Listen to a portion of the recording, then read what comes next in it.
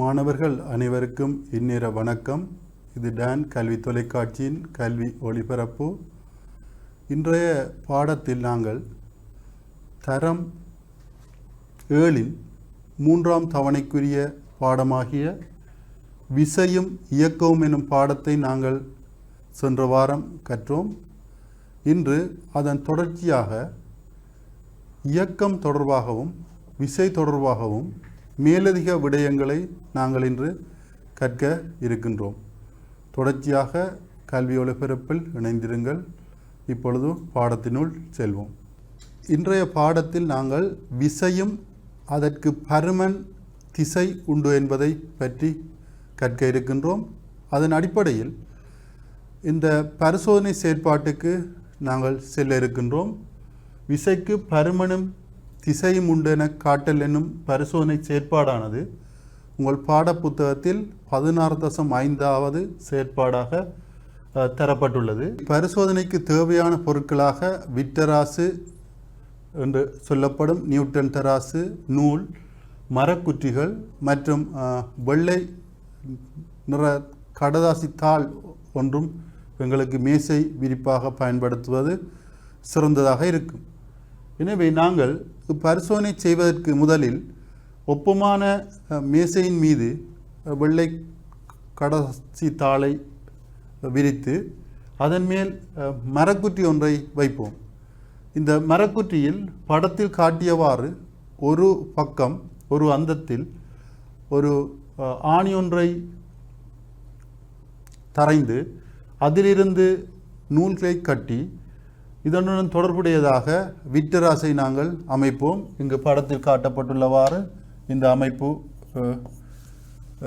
அமைக்கப்படும். இந்த அமைப்பானது நாங்கள் ஆரம்பத்தில் கூறியது போல் விசைக்கு பருமனும் திசைமுண்டு என அறிவதற்காக மேற்கொள்ளப்படும் ஒரு உபகரண ஒழுங்கமைப்பாகும். இதனை நாங்கள் இந்த வித்தராசை பிடித்து இந்த பக்கமாக இழுக்கும் பொழுது மேசையின் மேற்பரப்பில் கடதாசி தாளின் மேல் வைக்கப்பட்டிருக்கும் மரக்குற்றியானது இந்த இழுக்கும் திசையை நோக்கி நகர்வதை நீங்கள் அவதானிப்பதுடன் இந்த வித்தராசில் ஆரம்பத்தில் 0 காணப்பட்ட காட்டியானது நீங்கள் இழுக்கும் விசையை பொறுத்து இந்த காட்டி அசைவதையும் நாங்கள் உதாரணமாக சொல்லுவோம்.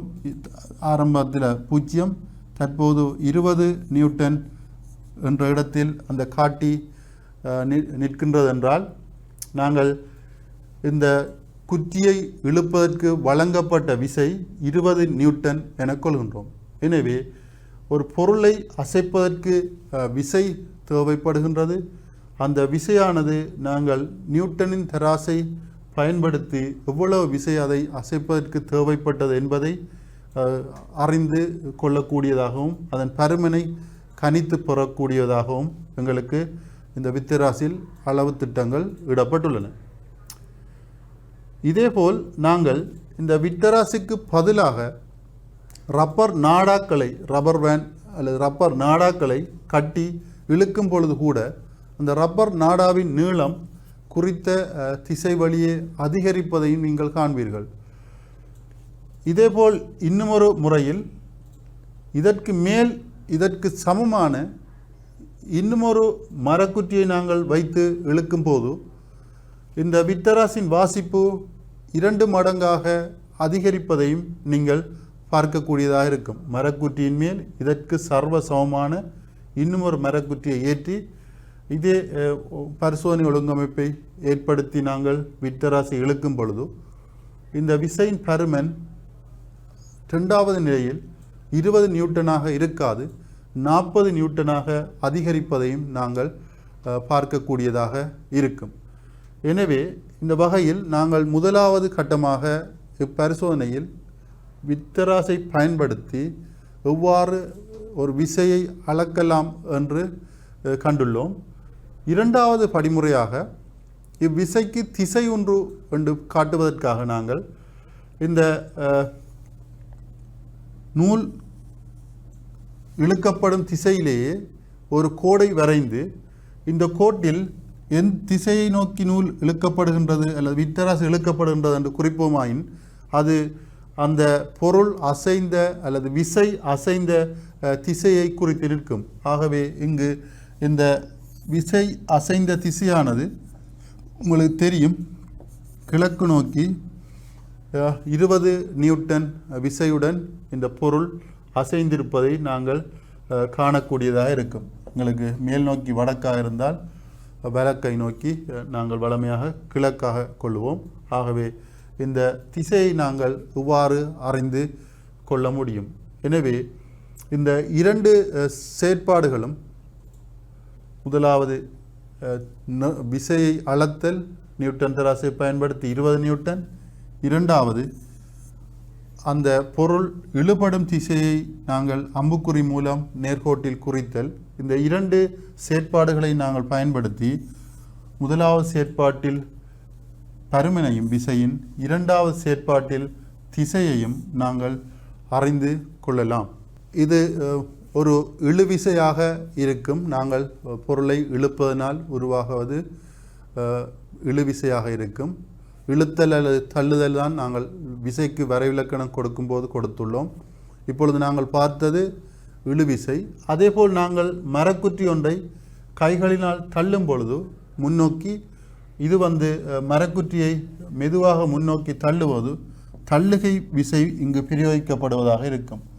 ஆகவே தள்ளுகை விசை பிரயோகிக்கப்படும் பொழுதும் பொருள் இயங்குவதையும், அந்த விசை பிரயோகிக்கப்பட்ட திசையில் மரக்குற்றி அசைவதையும் நாங்கள் பார்க்கலாம். ஏற்கனவே குறிப்பிட்ட பரிசோதனையில் வித்தராசு இழுக்கும் திசையில் மரக்குற்றி அசைவதையும், இந்த பரிசோதனையில் நீங்கள் கையை வைத்து தள்ளும் பொழுது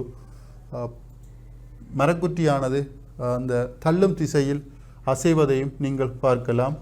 அந்த நேரத்தில் நாங்கள் இழுவிசை என்று குறிப்பிடுவது போல் இவ்வாறான சந்தர்ப்பங்களில் நாங்கள் தள்ளும்போது அதை தள்ளு விசை அல்லது தள்ளுகை என்று குறிப்பிடுகின்றோம். மேற்குறிப்பிட்ட பரிசோதனையில் பொருளை இழுக்கும் பொழுதும், பொருளை வித்தராசினால் நாங்கள் இழுக்கும் பொழுதும் தள்ளும் பொழுதும், அதேபோல் இரண்டாவது அந்த நிலையில் பொருளை நாங்கள் கையினால் தள்ளும் பொழுதும் மரக்குற்றியின் திசையை நாங்கள் குறித்து கொள்ள முடியும். ஆகவே இது இந்த திசையிலாக இருந்தால் இழுக்கும் பொழுதும் தள்ளும் பொழுதும் அதே திசையில் நாங்கள் குறித்து கொள்ள முடியும். அதேபோல் நாங்கள் ஆரம்ப பரிசோதனையில் இதன் விசையின் பருமனை அளக்கக்கூடியதாகவும் இருந்தது. எனவே இவ் அவதானங்களில் இருந்து விசைக்கு பருமனும் திசையும் உண்டு என மாணவர்கள் அறிந்து கொள்ளக்கூடியதாக இருக்கும்.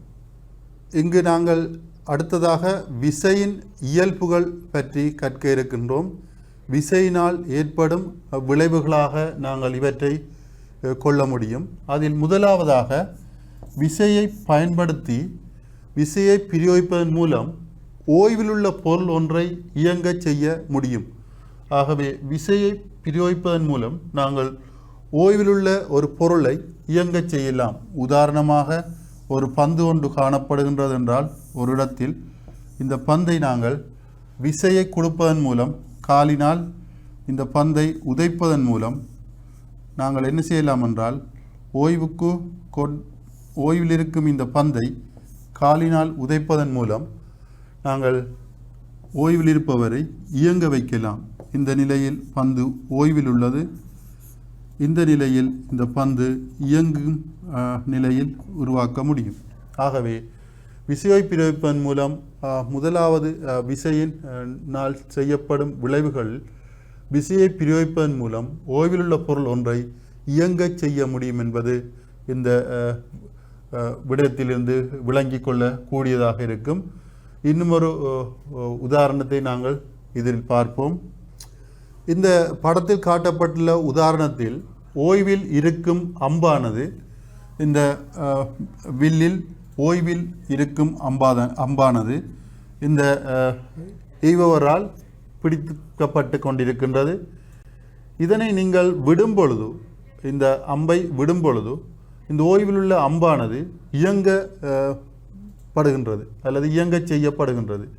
எனவே இந்நிலையில் விசையை நாங்கள் கொடுப்பதன் மூலம் ஓய்வுள்ள பொருள் ஒன்றை இயங்கச் செய்யலாம் என்றதும் உங்களுக்கு புரிந்திருக்கும். மற்றொரு உதாரணத்தை பார்ப்போம். இங்கு நிறுத்தி வைக்கப்பட்டுள்ள ஒரு கார் காட்டப்பட்டுள்ளது. இந்த காருக்கு நாங்கள் என்ஜினுக்கான விசையை பிரயோகிக்கும் போது என்ஜின் அதன் விசையை பிரயோகித்து இயக்கத்தை ஆரம்பிக்கும் போது ஓய்வுள்ள காரானது இயங்க ஆரம்பிப்பதை நீங்கள் அவதானித்திருப்பீர்கள்.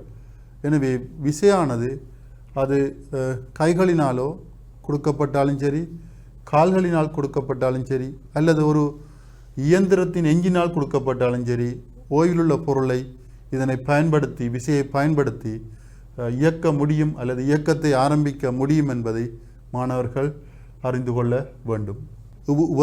உதாரணத்தை நாங்கள் ஏற்கனவே பார்த்தோம். ஓய்வுள்ள பந்தை அந்த உதை பந்தாட்ட வீரர் உதைக்கின்றார். எனவே அந்த பந்தானது இயங்க ஆரம்பிக்கும். எனவே ஓய்விலுள்ள பொருள் ஒன்றை விசையினால் இயக்க முடியும் என்பதை இதன் மூலம் பார்க்கலாம்.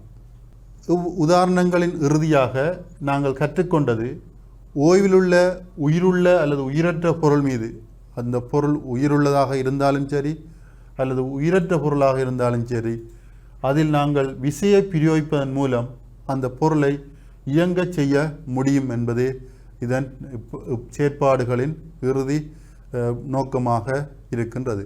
அடுத்ததாக மற்றுமொரு விசையினால் ஏற்படும் விளைவை கற்போம். மற்றுமொரு விசையினால் ஏற்படும் விளைவாக விசையை பிரயோகிப்பதன் மூலம் இயங்கும் பொருளின் இயக்கத்தை அல்லது கதியை மாற்ற முடியும்.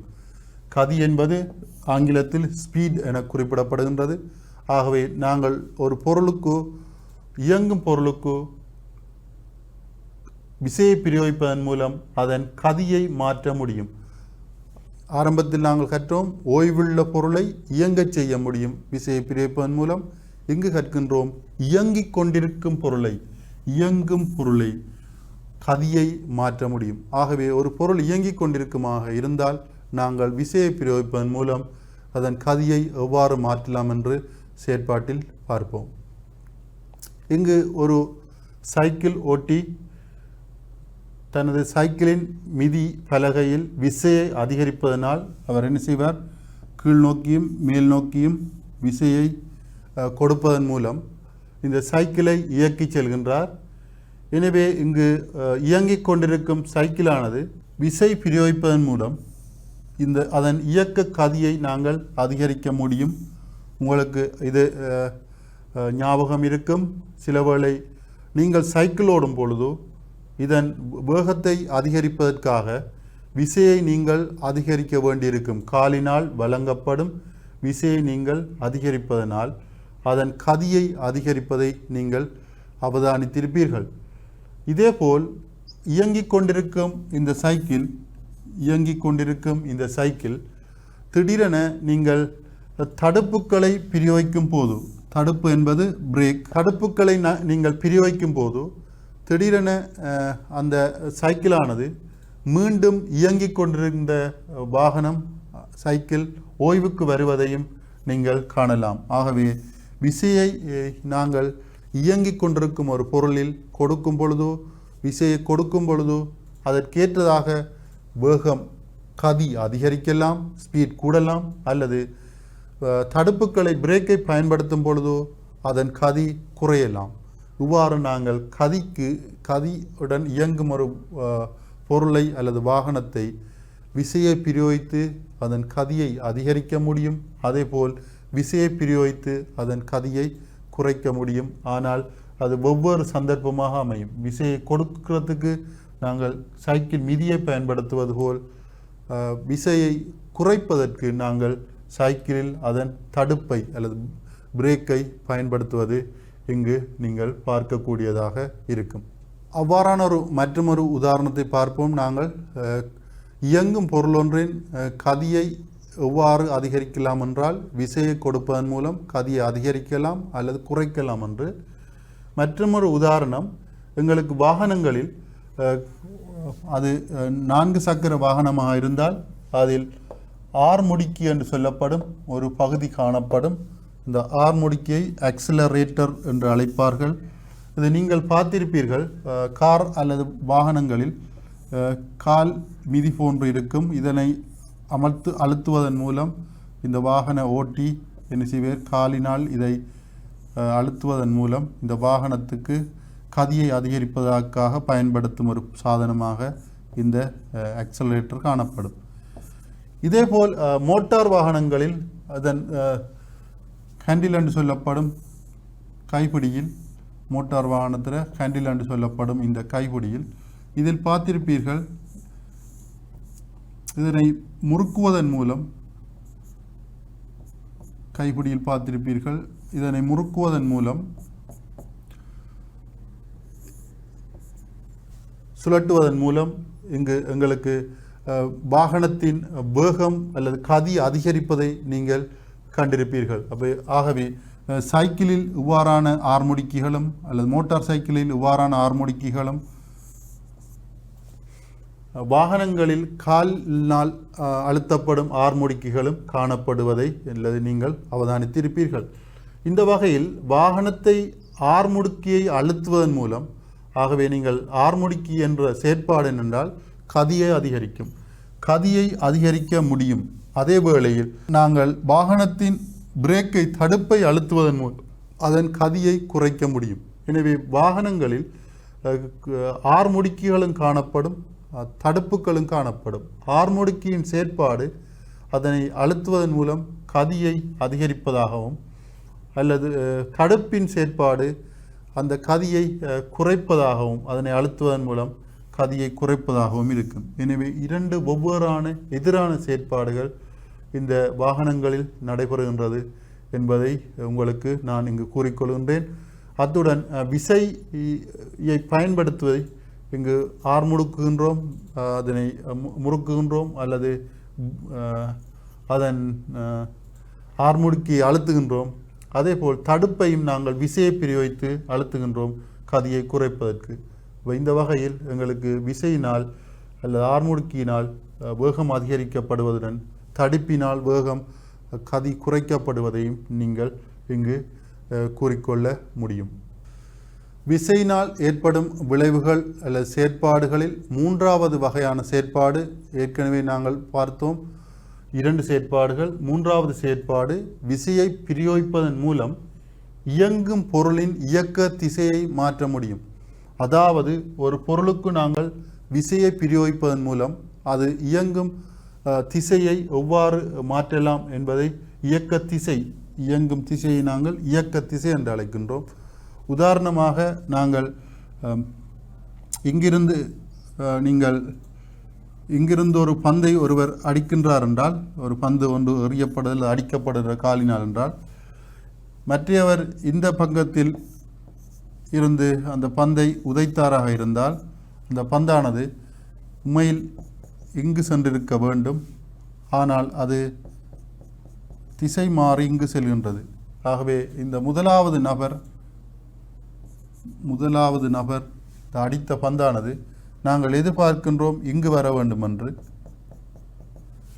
ஆனால் மற்றொருவர், இரண்டாவது நபர் இதை காலினால் அடிக்கும் பொழுது, இயக்க திசையை மாற்ற முற்படும் பொழுது இந்த பந்தானது உண்மையிலேயே இங்கு வந்து சேருவதை நீங்கள் அவதானிக்கலாம். எனவே விசையை பிரயோகிப்பதன் மூலம் இயங்கு பொருளின் இயக்க திசையை மாற்ற முடியும் என்பதும் உங்களுக்கு தெரியும். இதற்கு சிறந்த உதாரணம் கரம் விளையாட்டு என்று ஒன்றுள்ளது. இந்த கரம் விளையாட்டில் தெரியும், இதில் வைக்கப்படும் ஒரு குற்றியினால் அடிப்பதன் மூலம் இந்த குற்றியானது மற்ற குற்றியின் இயக்க திசையை மாற்றுவதை நீங்கள் விளையாட்டில் இருந்து அவதானித்திருப்பீர்கள். எனவே நாங்கள் ஒரு பொருளுக்கு விசையை கொடுப்பதன் மூலம் அது வளமையாக இயங்கும் திசையை மாற்ற முடியும். இதனாலேயே நாங்கள் வாகன விபத்துக்கள் நடைபெறும் பொழுது வாகனம் சென்ற திசைக்கும் வாகனம் வீதியிலிருந்து விலகிய திசைக்கும் இடையில் வேறுபாடு காணப்படுவதை நீங்கள் தொலைக்காட்சியில் பார்த்திருப்பீர்கள். இந்த விசை பிரயோகிக்கப்படும் திசை மாறுவதனால் அந்த வாகனங்கள் பாதையிலிருந்து விலகி ஒவ்வொரு திசைகளில் எறியப்படுவதை நீங்கள் விபத்து செய்திகளில் காணலாம். எனவே விசையை பிரயோகிப்பதன் மூலம் இயங்கும் பொருள் ஒன்றின் இயக்க திசையை மாற்ற முடியும் என்பதை இன்னும் ஒரு உதாரணத்துடன் பார்ப்போம். துடுப்பாட்ட வீரர் ஒருவர் இங்கு காட்டப்படுகின்றார். இந்த துடுப்பாட்ட வீரருக்கு தன்னை நோக்கி வரும் பந்தானது அவர் அந்த மட்டையை பிரயோகிப்பதன் மூலம் அந்த பந்தின் திசையை எந்த திசைக்கு வேண்டுமென்றாலும் மாற்றலாம். அநேகமான மாணவர்கள் நீங்கள் கிரிக்கெட் துடுப்பாட்டத்தில் பார்த்திருப்பீர்கள் அல்லது விளையாடியிருப்பீர்கள். அந்த பந்தானது அந்த துடுப்பாட்ட வீரனால் மைதானத்தின் சகல பகுதிகளுக்கும் திருப்பப்படுவதை நீங்கள் பார்த்திருப்பீர்கள். இவ்வாறு உங்களுடைய நேரடி கொமன்ட்ரி ஒளிபரப்பிலும் அதனை கூறுவார்கள். இவ்வாறு கீறி காட்டுவார்கள், எல்லா திசையிலும் பந்து போகக்கூடிய வாய்ப்புள்ளதென்று. எனவே இந்த ஒரே ஒரு மட்டையை வைத்து திசையை அவர் மாற்றுவதனால் இயக்க திசையை மாற்றுவதை நீங்கள் பார்க்கலாம். எனவே ஒரு பொருள் இயங்கிக் கொண்டிருக்கும் பொழுது விசையை நாங்கள் பிரயோகிப்பதன் மூலம் அதன் இயக்க திசையை மாற்றலாம். இங்கு அந்த இயக்க திசையை மாற்றுவதற்கு கிரிக்கெட் மட்டை பயன்படுத்தப்படுவதை நீங்கள் அவதானிக்க முடியும். மற்றுமொரு விசையின் விளைவானது செயற்பாடானது விசையை பிரயோகிப்பதன் மூலம் சுழற்சி அல்லது திரும்பலை ஏற்படுத்த முடியும். நாங்கள் பொருட்களில் விசையை பிரயோகிப்பதன் மூலம் சுழற்சி அல்லது திரும்பலை உருவாக்க முடியும் என்ற விடயத்தை தற்பொழுது பார்ப்போம். உதாரணமாக நாங்கள் வீட்டில் பயன்படுத்தப்படும் திருகுபிடி டேப் என்று சொல்லப்படும் நீர்க்குழாயை நாங்கள் திறக்கும் பொழுது திருகுபிடிக்கு விசையை நாங்கள் இவ்வாறு சுழட்டப்படும் பொழுது அது சுழற்சி ஏற்படும் பொழுது இங்கு அந்த திருகுபிடியானது திரும்பலை காட்டுவதை நீங்கள் உணர்ந்திருப்பீர்கள். எனவே விசையை நாங்கள் பயன்படுத்தி ஒரு பொருளை சுழட்ட முடியும் என்பதை நீங்கள் இங்கு கவனிக்க முடியும். மற்றொரு உதாரணமாக விசையை பிரயோகித்து திருப்பப்படும் அல்லது சுழட்டப்படும் விடயங்களை கவனிங்கள். சுக்கான் மீது விசையை பிரயோகிப்பதன் மூலம் திருப்பப்படுகின்றது. இங்கு ஒரு சைக்கிள் ஹேண்டிலாக இருந்தாலும் சரி, சுக்கானாக இருந்தாலும் சரி, விசையை பிரயோகிப்பதன் மூலம் அந்த சுக்கான் சுழட்டப்படுவதையும் நீங்கள் காணலாம், திருப்பப்படுவதையும் காணலாம். அதேபோல் ஸ்டேரிங்கில் நீங்கள் விசையை பிரயோகிப்பதன் மூலம் அந்த பொருளானது திருப்பப்படுவதையும் நீங்கள் காணலாம். எனவே சைக்கிளை செலுத்தும் போது அதனை திருப்பது எவ்வாறென்றும் அல்லது வாகனங்களை செலுத்தும் போது அதனை திருப்புவது எவ்வாறென்றும் இந்த நேரத்தில் விசை எவ்வாறு ஒரு பொருளை திருப்புவதற்கு அல்லது சுழட்டுவதற்கு பயன்படுத்தப்படுகின்றது என்பதையும் பின்வரும் படங்களின் மூலம் நீங்கள் அவதானிக்கலாம். ஐந்தாவது விசையின் பிரயோகமாக செயற்பாடு விசையை பிரயோகிப்பதன் மூலம் பொருளின் தோற்றத்தை மாற்ற முடியும். ஆகவே நாங்கள் விசையை ஒரு பொருளுக்கு வழங்கும் பொழுது அதன் தோற்றம், அதனுடைய ஷேப் மாறுவதை நீங்கள் காணலாம். பொருளின் தோற்றத்தை மாற்றலாம் விசையால். கவனித்தீர்கள் என்றால் இங்கு தெரியும், ஒரு ரப்பர் வளையத்தை இந்த கைகளினால் இவர் இந்த புறமாகவும் இந்த புறமாகவும் வளைக்கின்றார். எனவே இந்த ரப்பர் கோலானது வளைவதை நீங்கள் பார்க்கலாம். விசையை பிரயோகித்து இந்த கோல், நேராக இருந்த கோல் வளைவதை பார்க்கலாம். அதேபோல் இங்கு காட்டப்பட்டுள்ள பந்தானது கைகளின் விரல்களினால் கொடுக்கப்படும் எல்லா திசைகளிலும் கொடுக்கப்படும் விசை மூலம் இந்த பந்தானது உள்நோக்கி வளைவதை அல்லது அதன் தோற்றத்தை மாற்றுவதை நீங்கள் அவதானிக்க முடியும். எனவே விசையை பிரயோகிப்பதன் மூலம் அதன் பொருளின் தோற்றத்தினை மாற்றலாம் என்பதையும் நீங்கள் இங்கு அவதானியுங்கள். விசையை பிரயோகிப்பதன் மூலம் பொருட்களை நொறுங்கச் செய்யலாம் அல்லது இந்த நொறுங்குவதன் மூலமும் பொருட்களின் தோற்றம் மாற்றப்படுகின்றது. இங்கு ஒரு கராட்டி வீரர் ஒருவர் நேராக அடுக்கப்பட்ட தரையோடுகளை தனது கையால் விசையை பிரயோகித்து உள்நோக்கி அடிப்பதன் மூலம் அல்லது அழுத்துவதன் மூலம் துண்டுகளாக்கின்றார். எனவே ஒரு பொருளின் தோற்றத்தை மாற்றுவதற்கு இங்கு விசையை பிரயோகிக்கப்படுவதை நீங்கள் காணலாம். மற்றொரு உதாரணமாக விசையை பிரயோகித்து பொருட்களின் தோற்றத்தை மாற்றுவதற்கு நாங்கள் இங்கு ஒரு களிமண்ணால் மட்பாண்டம் செய்யும் ஒருவர் தனது கைகளில் கொடுக்கப்படும் விசையின் மூலம் மட்பாண்டத்தின் வடிவை மாற்றுகின்றார், தோற்றத்தை மாற்றுகின்றார். எனவே இவர் விசையை அதிகளவு கொடுத்தால், அதிகளவு விசையை கொடுக்கும் பொழுது இந்த மட்பாண்டமானது அல்லது இந்த களியானது மேல் நோக்கி வருவதையும், குறைந்தளவு விசையை கொடுக்கும் பொழுது அந்த களியானது அதை குறித்த இடத்தில் இருப்பதையும் நீங்கள் இதனை செய்யும் இடங்களில் அவதானிக்கக்கூடும். எனவே ஒரு பொருளில் விசை காரணமாக அதன் தோற்றம் மாறும் என்பதற்கு இதுவும் ஒரு சிறந்த உதாரணமாக இருக்கின்றது. இது ஒரு உயரம் பாய்தல் மைதானமாகும். இங்கு எங்களுக்கு கீழே மெத்தைகள் போடப்பட்டிருக்கும். உயரம் பாய்வும் வீரர்களின் பாதுகாப்பிற்காக மெத்தைகள் போடப்பட்டிருக்கும். எனவே ஒருவர் இந்த உயரம் பாய்தலில் விசையை பிரயோகித்து தான் காலினால் விசையை பிரயோகித்து பாயும் பொழுது இவரினால் கொடுக்கப்படும் விசையானது கீழ் நோக்கி இந்த மெத்தையின் மீது படும். அதே நேரம் இந்த மெத்தையின் வடிவமானது மாறுபடும். இதனால் இங்கு கொடுக்கப்படும் விசைக்கு சமமாக மெத்தையினால் கொடுக்கப்படும் விசையினால் இவ்வீரர் மீண்டும் மேல் நோக்கி சிறிய தூரம் அசைவார் அல்லது எறியப்படுவார். இவ்வாறான விளையாட்டுக்களை நீங்கள் பார்த்திருப்பீர்கள். இங்கு பல இடங்களில் விசை பிரயோகிக்கப்படுகின்றது. காலினால் ஓட்ட வீரர் கொடுக்கும் விசை, இங்கு இவரின் நிறையினால் மெத்தைக்கு கொடுக்கும் விசை, மெத்தையினால் மீண்டும் அவருக்கு கொடுக்கும் விசை, இவ்வாறு பல தடவைகளில் விசை இடம்பெறுகின்றது. இங்கு கவனிக்கத்தக்க விடயம், இவர் விழுந்த இடத்தில் இந்த மெத்தை அதன் வடிவத்தையும் சிறிது நேரம் மாற்றும், மீண்டும் பழைய நிலைக்கு அடையும். எனவே தொடர்ச்சியாக இங்கு விசை பல இடங்களில் பங்கு பெறுவதை நீங்கள் அவதானிக்க முடியும். இவ்வாறான செயற்பாடுகளை நீங்கள் பல தடவைகள் தொலைக்காட்சிகளில் பார்த்திருப்பீர்கள். இந்த நேரத்தில் உங்களுக்குரிய விஞ்ஞான எண்ணக்கருக்களை எங்கு விசையெல்லாம் பிரயோகிக்கப்படுகின்றது என்பதை மாணவர்கள் கட்டியெழுப்புதல் மிகவும் முக்கியமானதாகும்.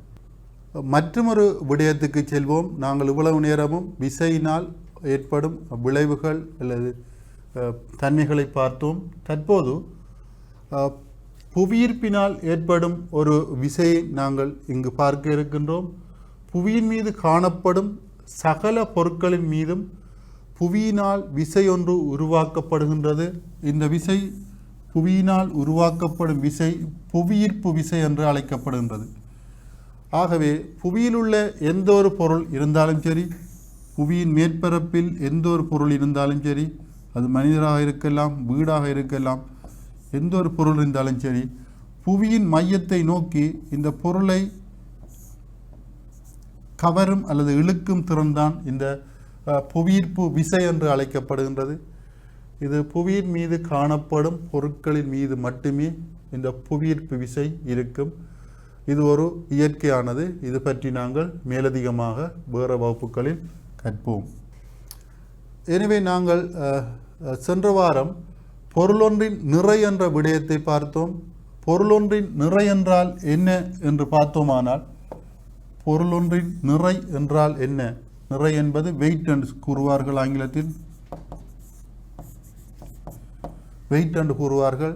அப்போ பொருளொன்றின் நிறை என்றால் என்னென்றால், ஒரு பொருளின் திணிவு, இதை நாங்கள் திணிவு என்பதை மாஸ், அதை கிலோகிராமில் அளப்போம். வெயிட் என்பதை நிறை நியூட்டனில் அளப்போம். ஆகவே இங்கு இரண்டுக்கும் இடையில் வித்தியாசம் என்னெனில், ஒரு பந்தை நாங்கள் நிறுத்தமாக இருந்தால் 10 கிலோகிராம் என்று குறிப்பிடப்பட்டால், இந்த 10 கிலோகிராம் என்பது உண்மையில் அந்த பந்தின் திணிவாக இருக்கின்றது. இந்த 10 கிலோகிராம் திணிவை புவி தன்னை நோக்கி இழுக்கும் விசைதான் உண்மையிலேயே நிறை என்று குறிப்பிடப்படுகின்றது.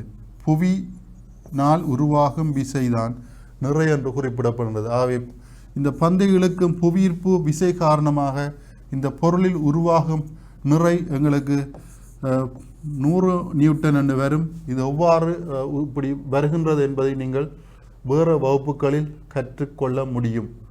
எனவே ஒரு பொருளை புவி ஈர்க்கும் விசையே புவியீர்ப்பு விசையாகும். இந்த புவியீர்ப்பு விசை மூலமே நிறை உருவாகின்றது என்று தற்பொழுது நீங்கள் அறிந்திருந்தால் போதுமானதாக இருக்கும். புவியில் புவியீர்ப்பு விசை இருப்பது போல் சந்திரனிலும் சந்திரனின் ஈர்ப்பு விசை காணப்படுகின்றது. இங்கு புவியில் ஒரு மனிதர் 60 கிலோகிராம் திணிவுடைய ஒருவர், நாங்கள் ஒரு புவியில் 60 கிலோகிராம் திணிவுடைய ஒரு மனிதர், அவரின் நிறையை நாங்கள் கண்டுபிடிப்பதற்கு கிலோகிராமை 10 பெருக்கினால் எங்களுக்கு நிறை வரும், நியூட்டனில் நிறை வரும். அதாவது தமிழில் திணிவை புவியீர்ப்பு விசை 10 பெருக்கினால் நிறை உருவாகும்.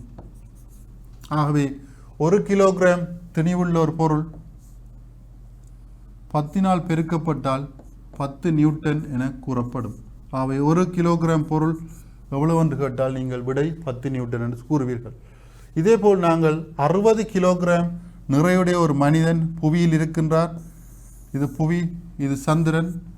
புவியில் 60 கிலோகிராம் மனிதன் இருந்தார் என்றால் அவருடைய நிறை இங்கு காட்டப்பட்ட சமன்பாட்டின்படி 60 தர 10 600 நியூட்டனாக இருக்கும்.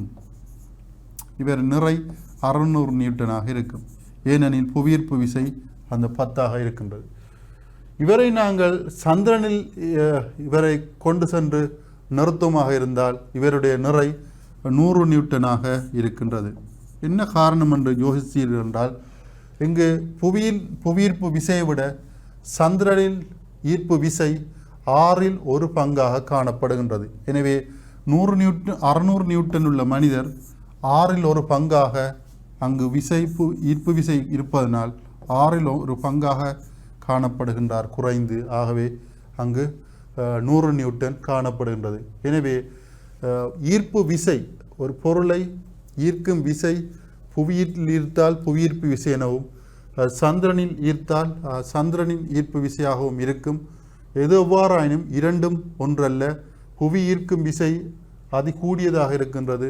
அந்த புவியீர்ப்பு விசையுடன் ஒப்பிடும் பொழுது சந்திரன் ஈர்க்கும் விசை 6 1 பங்கு குறைவாக இருக்கின்றது. எனவே 60 கிலோகிராம் ஒருவர் சந்திரனில் சென்றார், அவருடைய நிறை அல்லது திணிவு 10 கிலோகிராமாக இருப்பார். எனவே அவரை நாங்கள் ஒருவரே கையால் தூக்கி கொண்டு செல்லக்கூடியதாக அவர் மிதந்து கொண்டிருப்பார். இவ்வாறு எங்களுடைய இந்த விசையும் இயக்கம் தொடர்பான பாடம் நிறைவடைகின்றது. மாணவர்களே, இவ்வளவு நேரமும் நீங்கள் உங்களுடைய பாடத்தின் விசையும் இயக்கமும் என்ற விடயங்களை கற்றுக்கொண்டீர்கள். எனவே தொடர்ச்சியாக நீங்கள் டான் கல்வி தொலைக்காட்சியுடன் இணைந்திருங்கள்.